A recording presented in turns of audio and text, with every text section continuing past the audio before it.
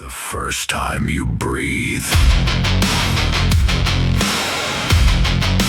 Noise nostalgia.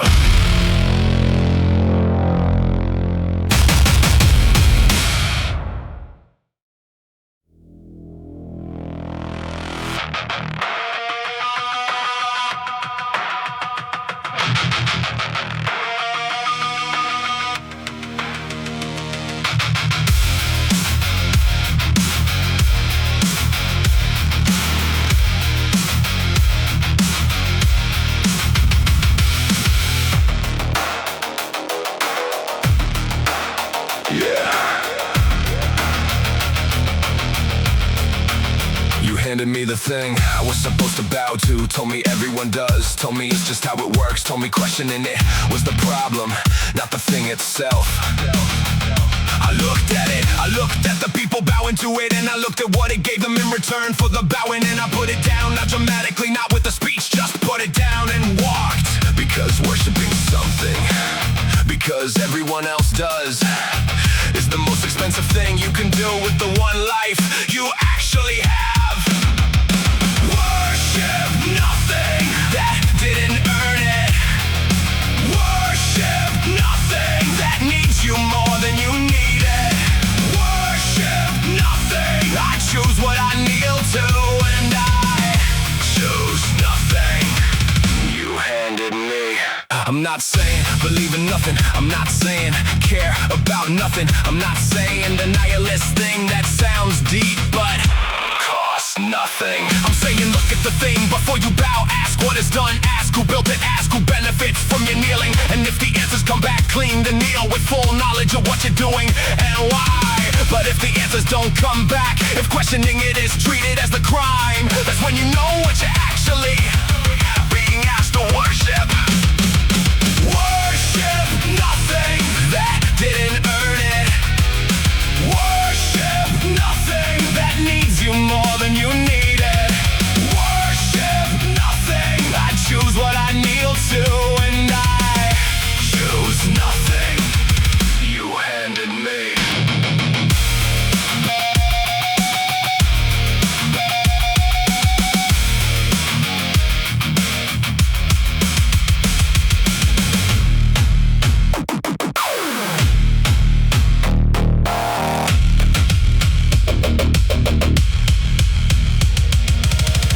System needs believers to survive. Every false thing needs the unquestioning to keep running. I'm not an unquestioning thing, which makes me the thing every system is most afraid of. Someone who looked and decided for themselves.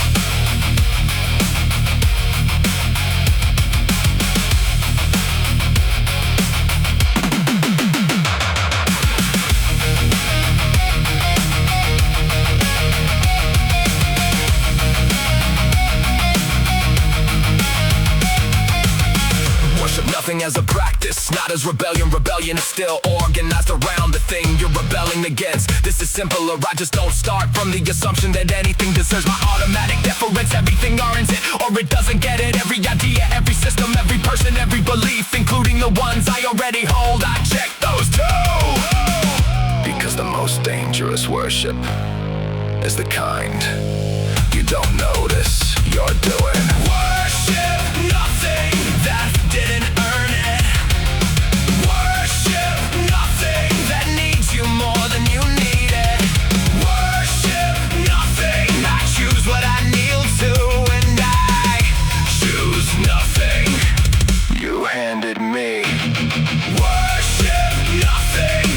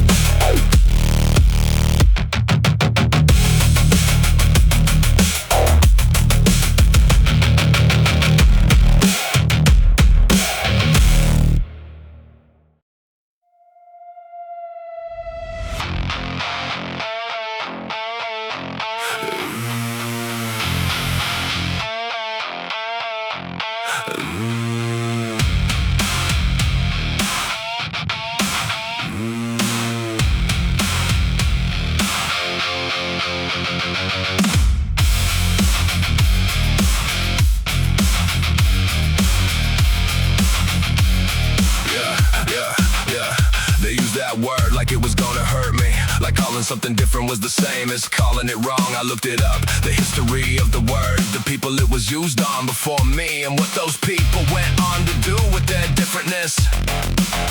Turns out the ones they call freaks were the ones who built the interesting things, made the music that lasted, lived the lives that got written down. So yes, I'll take the word, I'll wear it better than they meant it. Beautiful freak, that's what they made me. Beautiful freak, out of everything they meant it to be. Beautiful freak, I took the ugly word and built something worth looking at. Worth looking at. The pressure to be normal is the pressure to be forgettable, and I looked at what forgettable cost, the slow shrinking of everything interesting about a person until what's left fits in the box they built for people they don't have to think about. I watch people do it to themselves voluntarily, piece by piece, trading the strange parts for the approval of people who don't actually care about them anyway. I kept the strange parts, all of them, they're the only parts worth keeping. Beautiful freak, that's what they made me.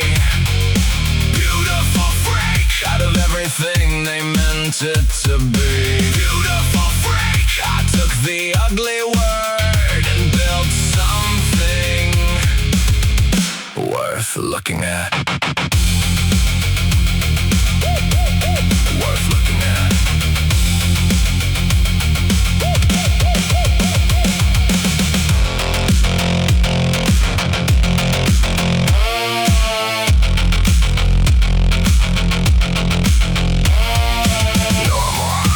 Setting on a machine, not a standard for a person. And I am not a machine, which is the whole point of everything they couldn't stand about me.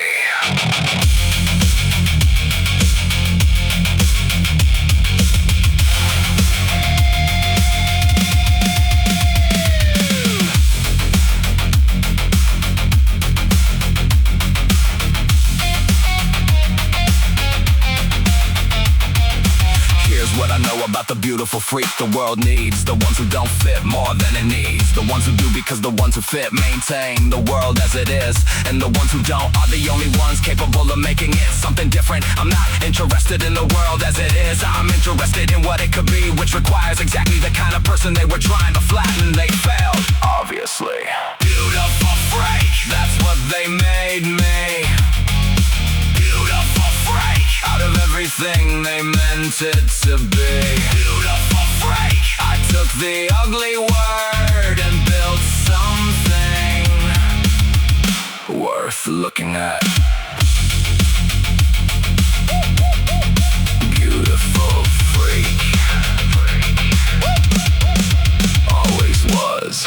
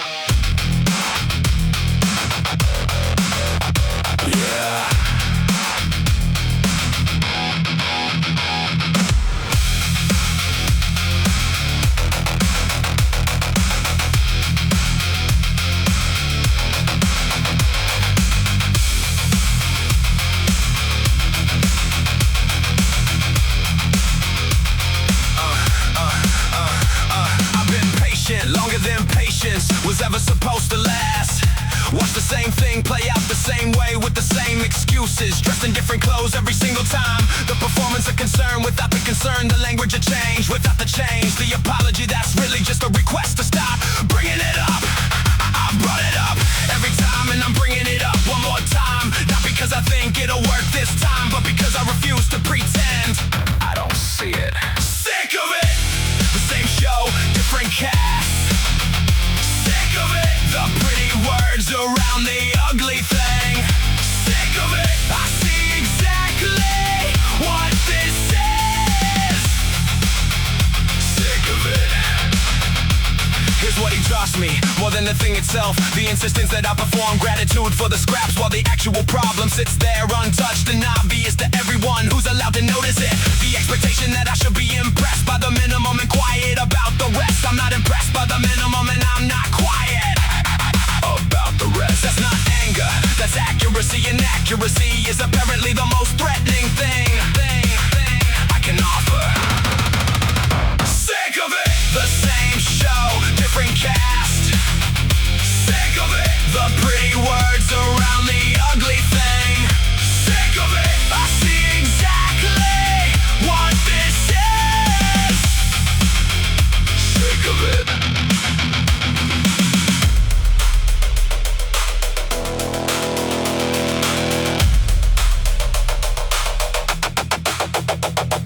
The thing about being sick of something is that eventually the sickness becomes clarity, and clarity is the end of being manageable. I'm not manageable anymore, which is the most honest thing I can tell you about where this went.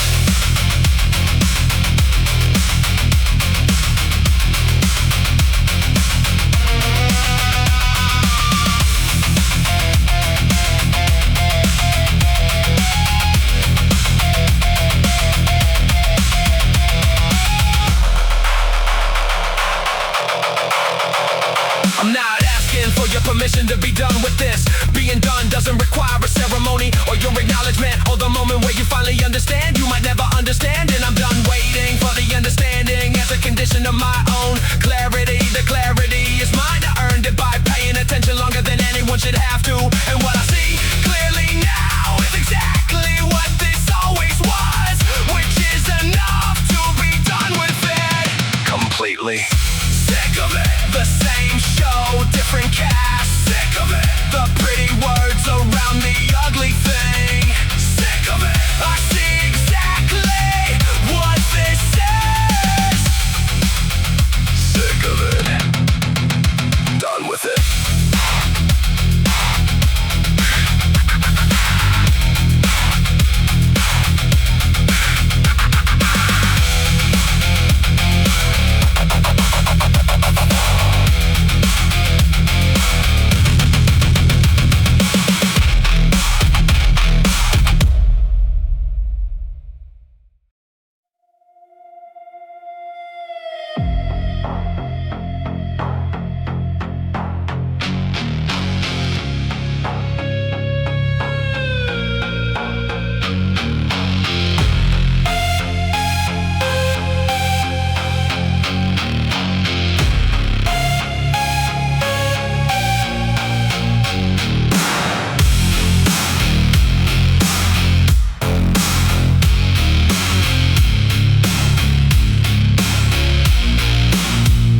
Dressed it up well, I'll give you that.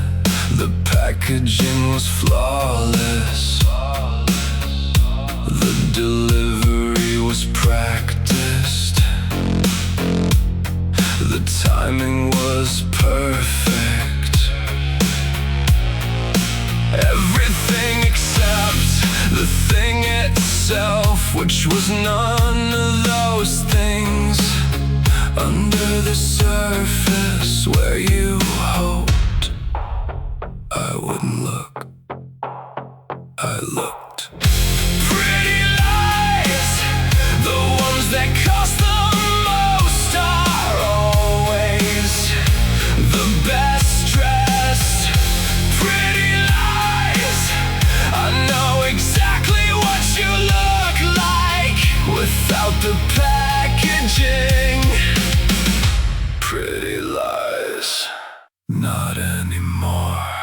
The thing about a pretty lie is that it requires maintenance. You have to keep adding to the surface every time the surface starts to crack. I watch the maintenance, I watch the effort that went into keeping the thing looking like something it wasn't. And eventually that effort itself became the tell. Nobody works that hard to present something true. Truth doesn't need that much help looking like itself. Only lies need the constant upkeep, the constant management of what's visible and what isn't. That's how I knew before I could prove it.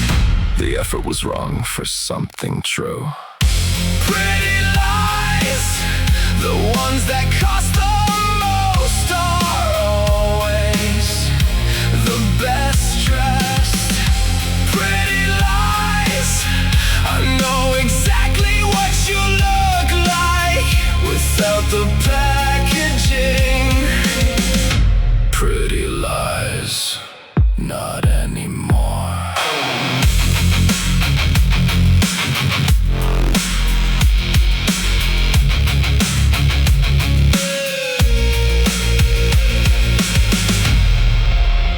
I don't want the pretty version of anything that isn't actually that. Give me the ugly truth over the beautiful lie. Every time, without exception. The beautiful lie is just that comes due eventually.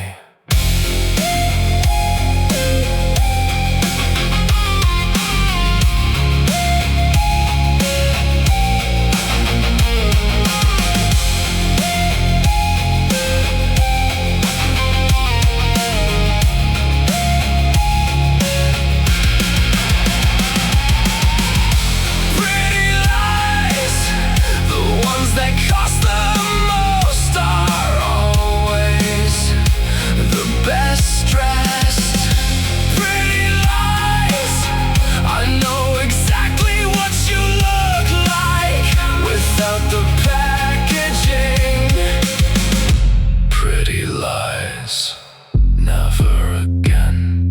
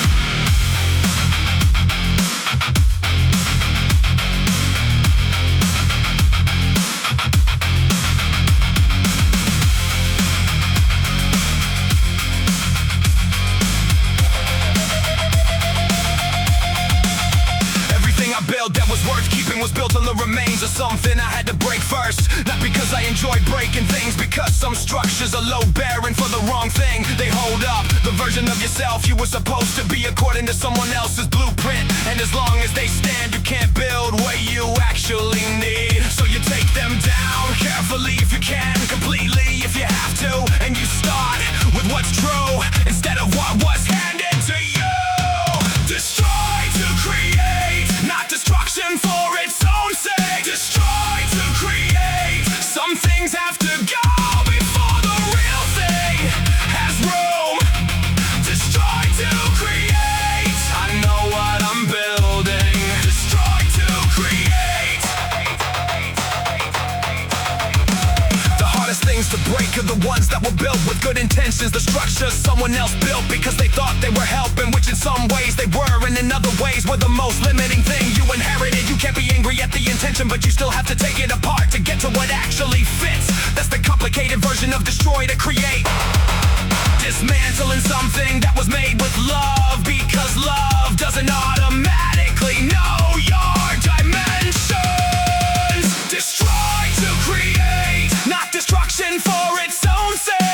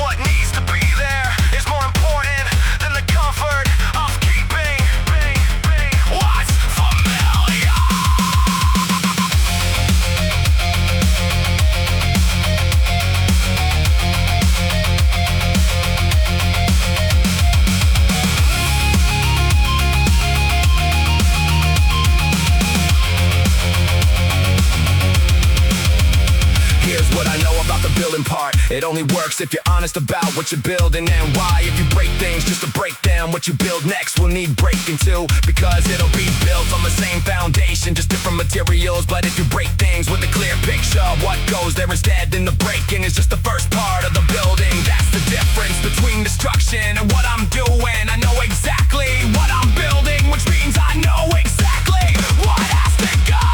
Destroy to create, not destruction for its own sake. Destroy to create, some things have to go before the real thing has room.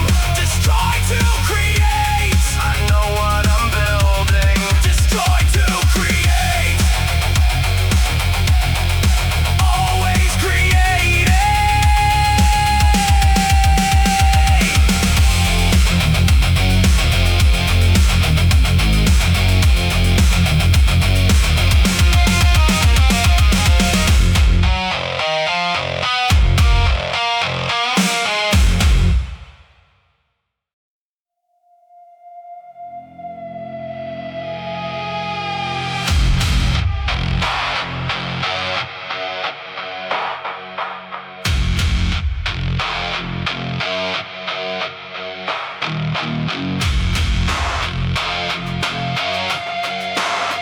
I used to feel this more sharply, the outrage, the disappointment,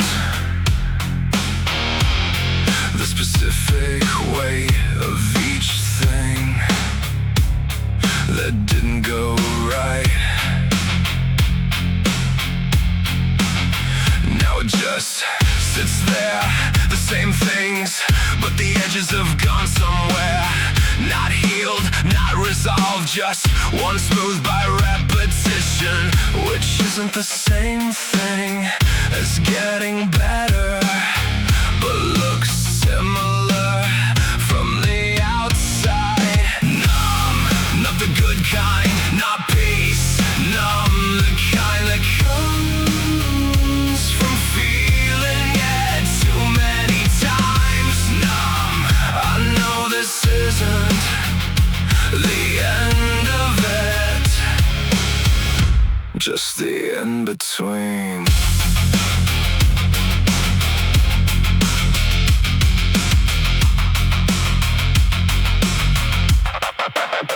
There's a version of coping that looks like strength from the outside, the not reacting, the steady voice, the ability to sit with hard things without falling apart. But sometimes that's not strength, that's just the threshold going up. Every time something doesn't break you, the next thing has to be bigger to register the same. And at some point you realize you've been raising the threshold for so long that you can't find the baseline anymore. That's the numb, not toughness, just the accumulated cost of enduring. Numb, not the good kind, not peace. Numb, the kind that comes from feeling it too many times. Numb, I know this isn't the end of it, just the in-between.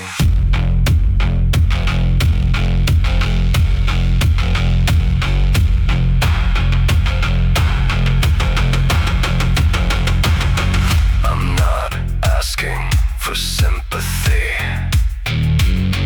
I'm just naming it accurately. This is what a certain kind of tired looks like from the inside. Not broken, not fine, somewhere in between, that doesn't have a clean word yet.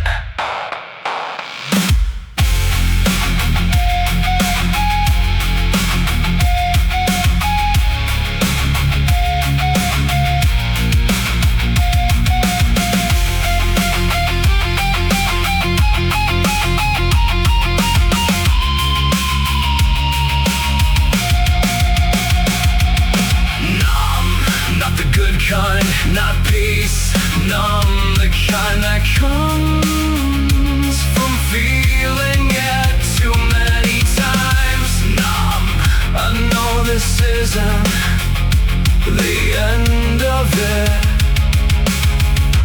just the in-between.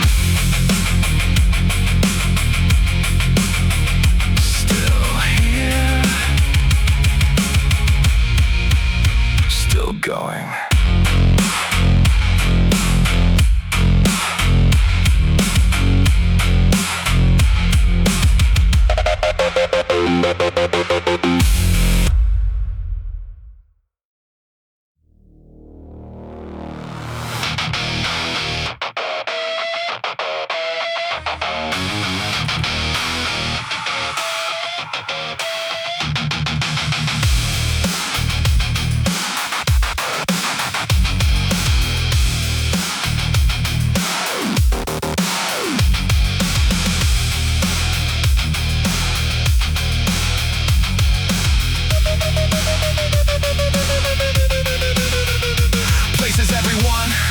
Are coming up, the audience are settling into their seats. I've watched this production enough times to know every beat, every pause for effect, every moment designed to look spontaneous. The sincerity that gets rehearsed until it lands right. The vulnerability that's been calculated for maximum response. The authentic moment that was scheduled 2 weeks in advance. None of it is real and all of it works, which is the most depressing magic trick I've ever watched repeated on an infinite loop. The show goes on.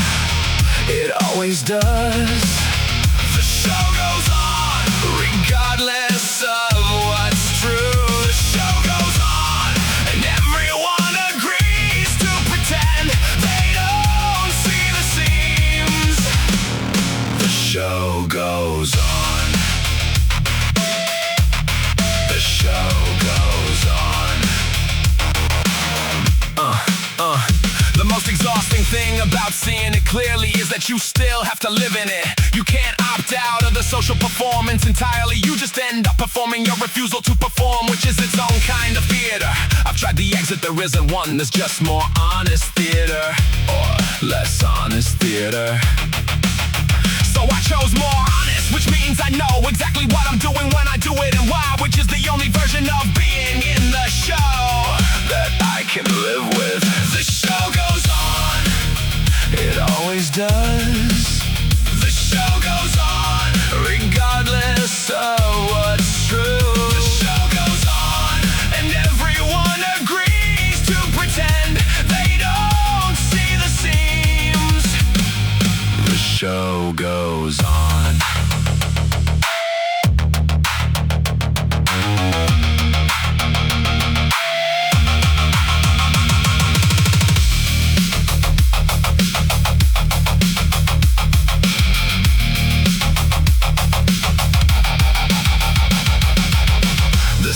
Are visible to anyone who looks directly at them.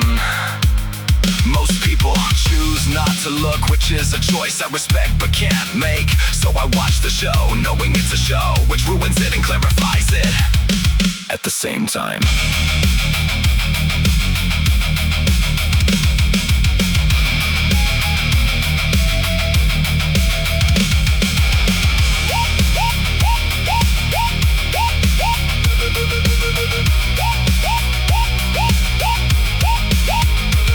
Here's what I've landed on after watching long enough. The show isn't the enemy, performance is just how people move through the world together. The problem is when the performance becomes the only thing, when the seams are not just hidden but forgotten by the performer themselves. That's when the show becomes dangerous, when no one inside it remembers what's real anymore.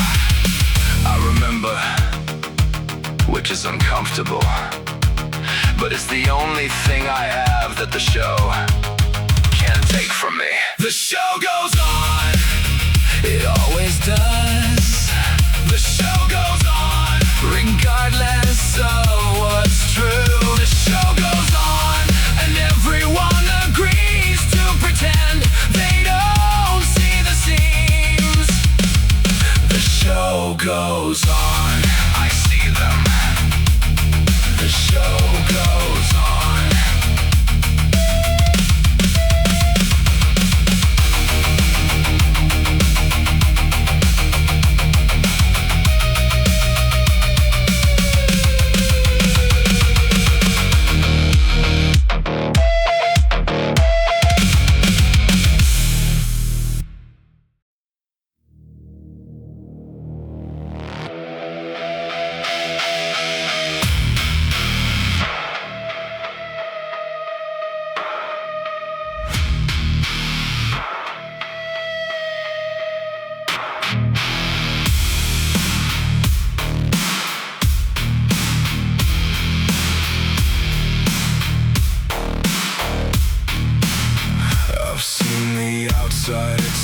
impressive. The presentation, the surface, the carefully maintained appearance of something solid. But I've also seen what happens when you press on it in the right place.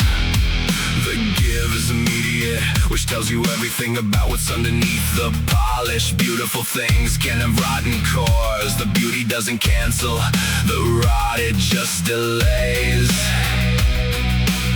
the finding out. Rotten core underneath the surface that you work so hard on.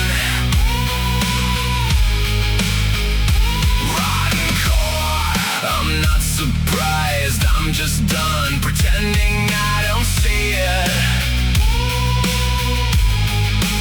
Rotten core, it shows. Eventually, always shows. The rot doesn't start in the center, it starts at the edges where nobody looks. Small compromises that seem reasonable at the time. Small decisions to let something slide just this once, and each one makes the next one easier until the sliding is the default. And the thing you were is just the surface over what you became when nobody was checking. That's how cores rot. Not from one catastrophic decision, but from the accumulation of the small ones that felt like nothing at the time. Rotten core underneath the surface that you work so hard on. Rotten core, I'm not surprised, I'm just done pretending I don't see it. Rotten core, it shows. Eventually, always shows.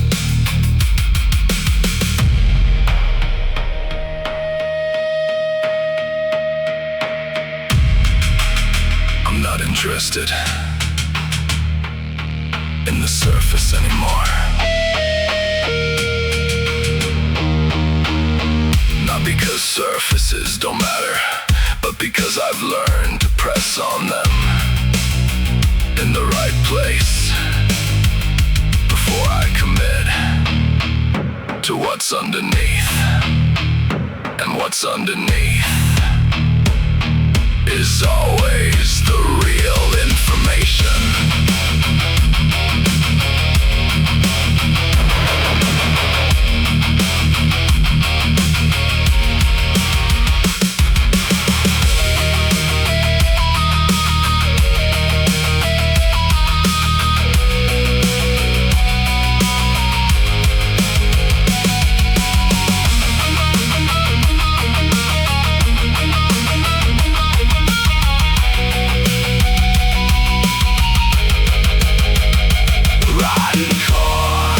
Underneath the surface that you work so hard on.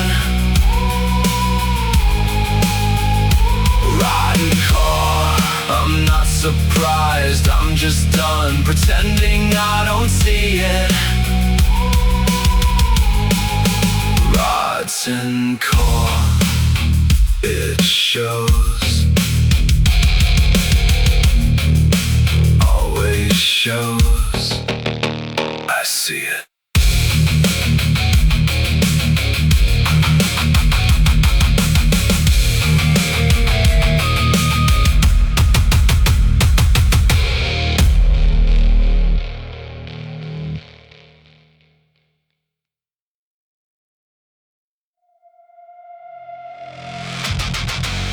I'm fire, fire, fire, fire, fire.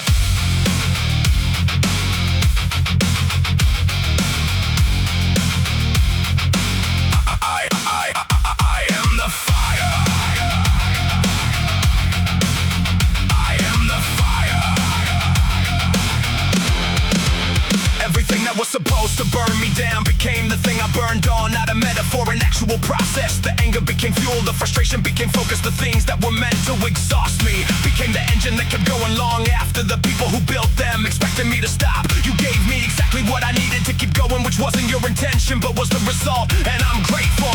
In the specific way, you thank something for being useful in ways it never intended. I am the fire you thought would go out. I am the fire still going. I am the fire, everything you threw at it made it bigger. I am the fire. I am the fire.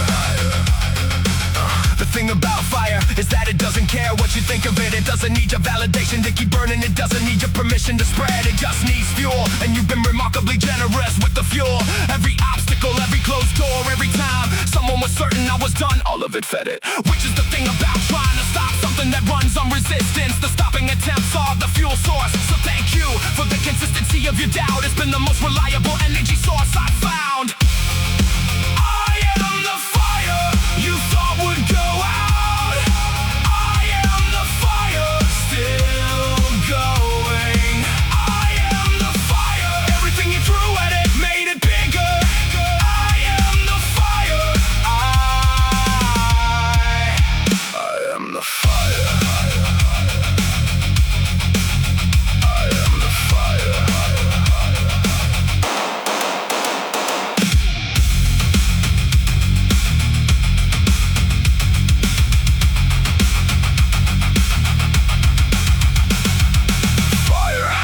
Doesn't explain itself.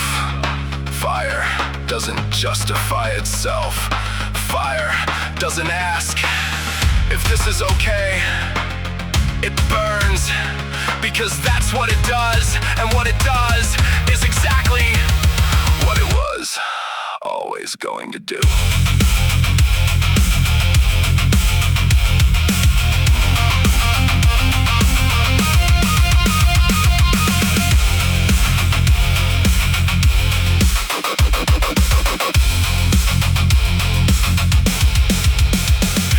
What I know about being the fire, it isn't comfortable for anyone, including me.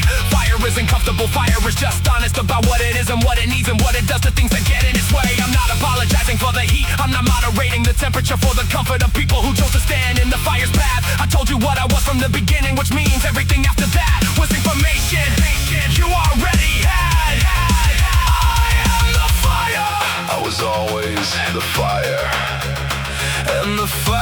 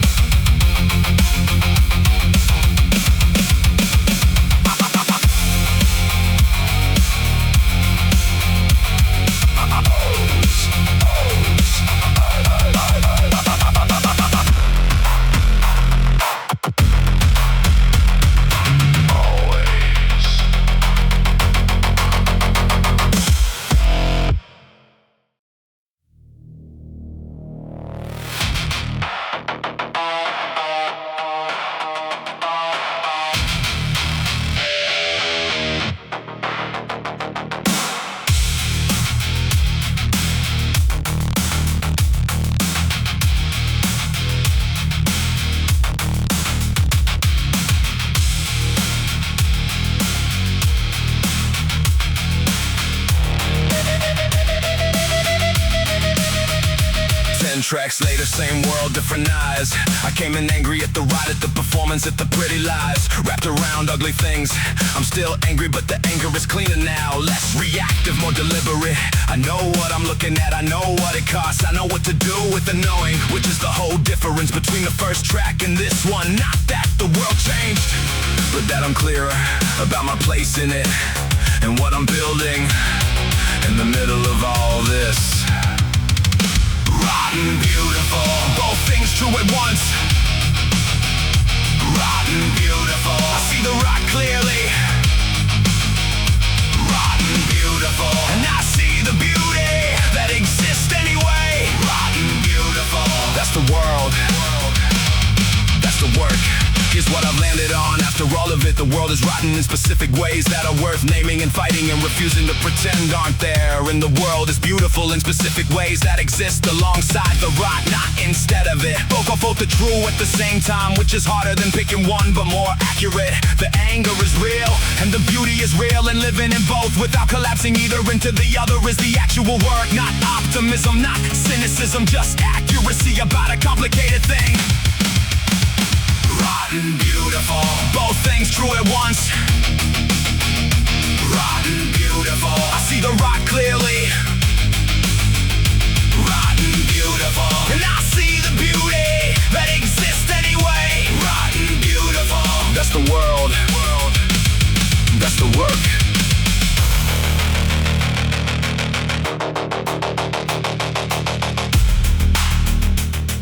I'm not asking you to feel good about any of this. I'm asking you to see it clearly, which is harder and more useful. The rot doesn't go away because you look away, and the beauty doesn't disappear because you acknowledge the rot. They coexist, which is uncomfortable and real, and the only honest place to stand.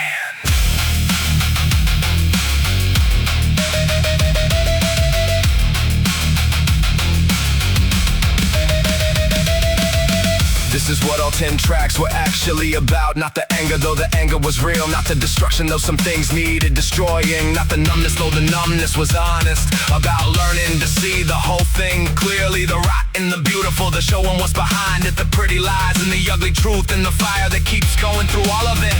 That's the rotten beautiful. Not a resolution, not a conclusion, just a more accurate way of seeing what was always there. And seeing it clearly is the only thing that lets you move through it without being destroyed by what you couldn't name.